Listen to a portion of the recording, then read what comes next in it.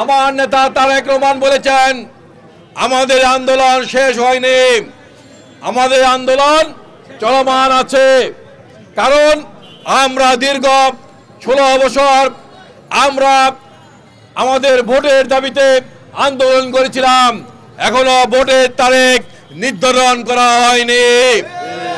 আমরা দীর্ঘ 16 বছর এই ফ্যাসিস্ট শেখ হাসিনা সহ তার সহযোগী এবং স্বরাষ্ট্রমন্ত্রীদের আমরা গ্রেপ্তার এবং তাদের সাজা দাবি করেছি, তাদেরকে এখনো গ্রেপ্তার করা হয়নি।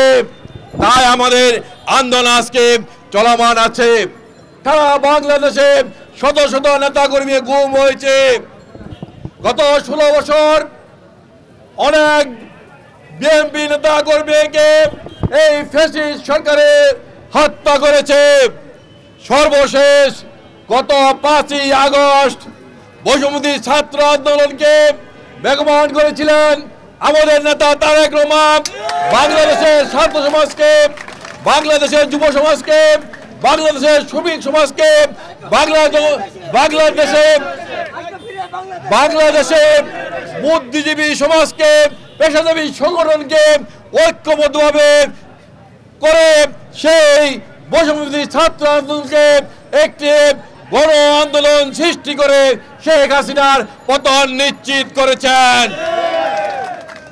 আজকে একটি গোষ্ঠী যারা ক্ষমতায় আছেন তারা কেউ কেউ বলতে চান তারা 15 দিনে দেশ স্বাধীন করে ফেলেছেন। এটা ভাবা কিন্তু সম্পূর্ণ বোকামি। কারণ কোন আন্দোলন কিন্তু একদিনে সফল হয় না।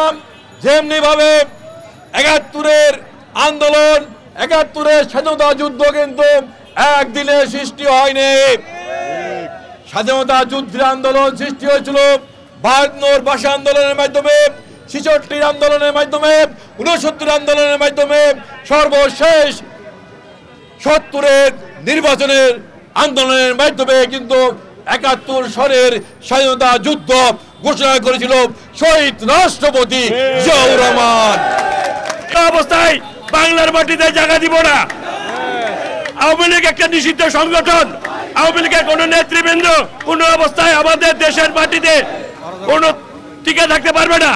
তারা আমাদের পার্শ্ববর্তী রাষ্ট্র ভারতের আশ্রয়ে তারা দেশে বিভিন্ন ধরনের অরাজকতা সৃষ্টি করতেছে। আমরা তা হতে দিতে পারি না।